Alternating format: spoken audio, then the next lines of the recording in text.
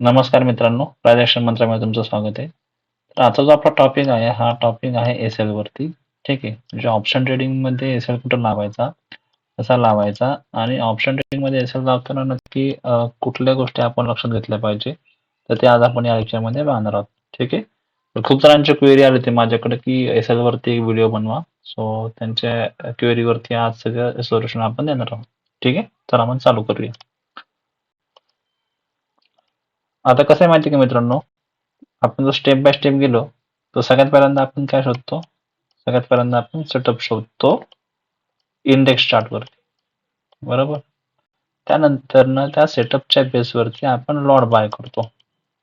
ठीक आहे. कोणती स्ट्राईक प्राइस घ्यायची वगैरे ते आपण बाय करतो आणि त्या स्ट्राईक प्राइसचा जो काय लॉट आहे त्या लॉट वरती आपण एस-एल कन्सिडर करतो. ठीक आहे. एस-एल लावतो आपण. ठीक आहे. या गोष्टी कळल्या? पर्यंत तुम्हाला कळलं असेल, कारण ही सर्वसाधारण इथपर्यंत ही प्रोसेस असते.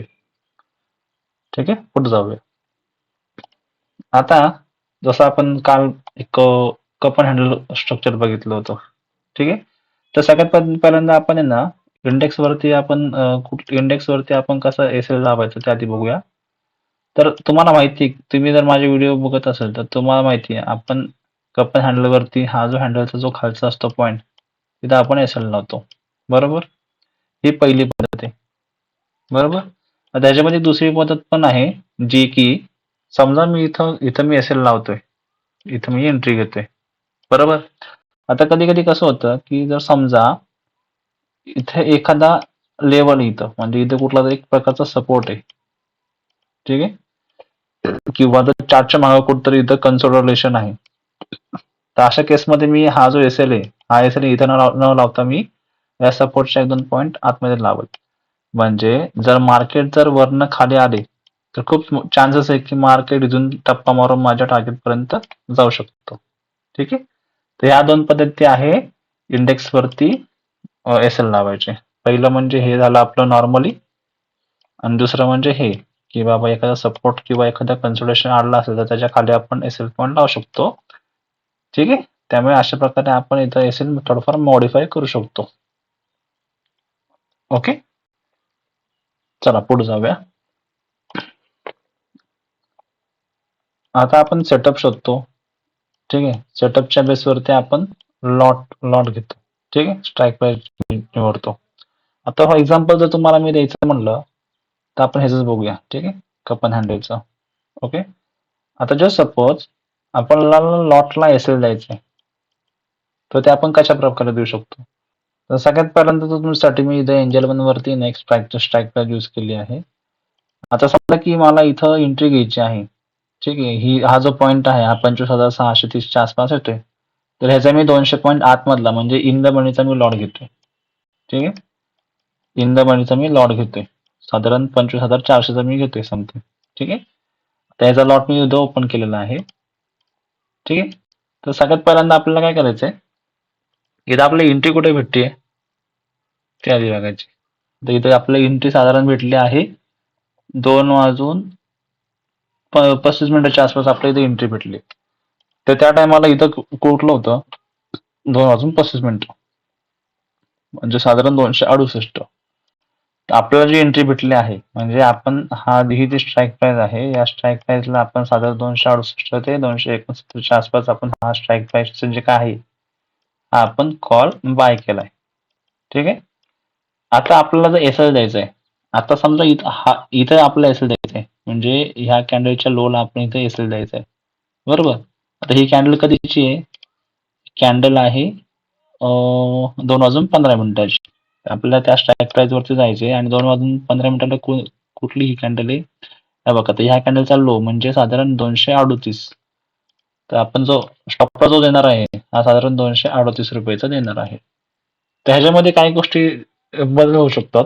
फॉर एक्झाम्पल आता ही जी आपण घेतली, जर समजा मार्केटमध्ये खूपच व्होलेटाईल आहे मार्केट, तर अशा केसला हा जो आपण 238 आहे ना, तर हा कुठेतरी आपण थोडे 1-2 पॉईंटने कमी करू शकतो. म्हणजे साधारण तुम्ही 235 किंवा 236 पण देऊ शकता. ऍज पर जर मार्केट खूपच व्होलेटाईल आहे असं तुम्हाला जर वाटत असेल तर. हे तुम्ही कधी करू शकता ऍज पर तुमच्या रिस्क टेकिंग कॅपेबिलिटी. ठीक आहे, म्हणजे तुम्ही जर रिस्क घेऊ शकता तर तुम्ही करू शकता. ठीक आहे. आणि ही जी तुम्हाला मी पद्धत सांगितली आहे, ठीक आहे, म्हणजे आता आपण इंडेक्स चार्टच्या बेसवरती आपण इथे एस एल लावला, ठीक आहे, आणि त्या बेसिसच्या कॅन्डलवरती आपण लॉट साईज वरती आपण एस एल लावला, बरोबर. लॉट साईज वरती आपण इथे एस एल लावला, जी काय प्राइस होती त्याप्रमाणे. तर ही ही पद्धत तेव्हाच वर्कआउट होईल जेव्हा तुम्ही ना इन मनी इन द मनी किंवा डीप इन द मनीचा तुम्ही जेव्हा कॉल घेत जावा, ठीक आहे. कारण ही जी पद्धत आहे ना, ही ऍट द मनी आणि आउट ऑफ द मनी याला ऍप्लिकेबल नाही. कारण या दोन स्ट्राईक प्राइस मध्ये ना प्रीमियम मध्ये खूप व्हॉलेटाईल राहतं, म्हणजे प्रीमियम खूप कमी जास्त होतं. त्यामुळे तुम्ही इथं एस एल तुमचा लगेच हिट होण्याचे चान्सेस जास्त असतात.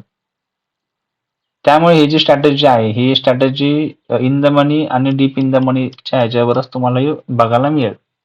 इथपर्यंत गोष्टी कळली? ठीक आहे. आता दुसरी गोष्ट काय माहिती का, जस्ट तुम्ही सपोज करा की बाबा तुम्ही इथं एंट्री घेतली आहे, इथं तुम्ही स्टॉप लॉस लावलाय, बरोबर. म्हणजे तुम्ही इथं समजा 268 रुपयाला आपण घेतला आणि 239 रुपयाचा आपण इथं स्टॉप लॉस लावला, ठीक आहे. अशा वेळेस तुम्ही काय करता माहिती का, जेव्हा हे आपण सिस्टमला लावतो ना, सिस्टम मध्ये आपण ह्या गोष्टी जेव्हा लावतो एसएल आणि इंटरेस्ट लावली असते एसएल, जेव्हा आपण सिस्टमला लावतो तेव्हा आपण त्या स्ट्राईक प्राईसचा जो काही चार्ट आहे तो नाही बघायचा. तुम्हाला इथं चार्ट बघायचा आहे इंडेक्सचा, ठीक आहे.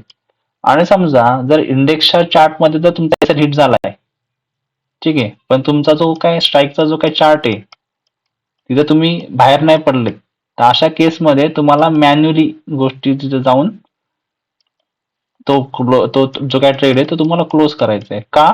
कारण जो आपण सेटअप बघितला आहे, हा सेटअप आपण बघितला आहे इंडेक्स चार्ट वरती. जर इंडेक्स चार्ट वरती जर तो त्याचा एसएल हिट होत असेल तर तुम्हाला तुमचा ट्रेड क्लोज करणं भाग आहे मॅन्युअली. कारण अशा केसला कधी कधी तो देऊ शकत नाही, म्हणजे आपल्या ट्रेडची रिस्पेक्ट त्यांनी दिलेली आहे, आपला ट्रेड फेल गेला त्यांनी सांगितलं नाही, तर अशा केसला आपण आपला ट्रेड मॅन्युअली बंद करायचा.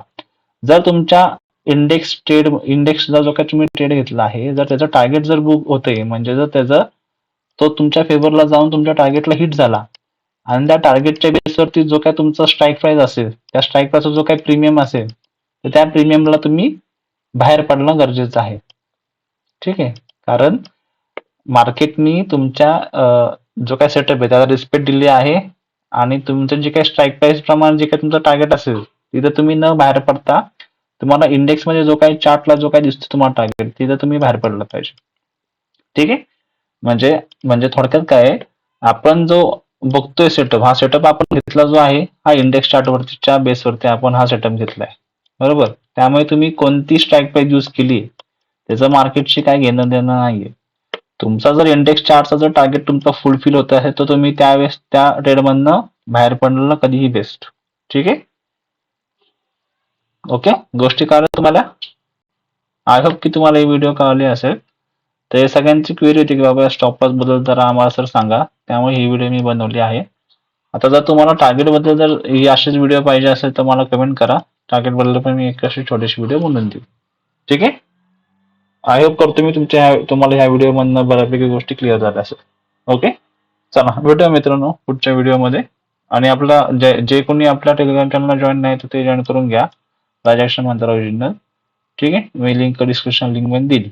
आणि दुसरी गोष्ट, ज्यांना ट्रेडिंगचं काहीच माहित नाहीये तर अशांसाठी आपण ट्रेडिंग कोर्स लॉन्च केलेला आहे बिगिनरसाठी, त्याची लिंक पण तुम्हाला मी डिस्क्रिप्शन मध्ये देऊन जाईल, ठीक आहे. ते पण तुम्ही बघू शकता. ओके, जर व्हिडिओ आवडले असेल तर नक्की लाईक शेअर सबस्क्राईब करा. ओके, भेटू पुढच्या व्हिडिओमध्ये. चलो बाय.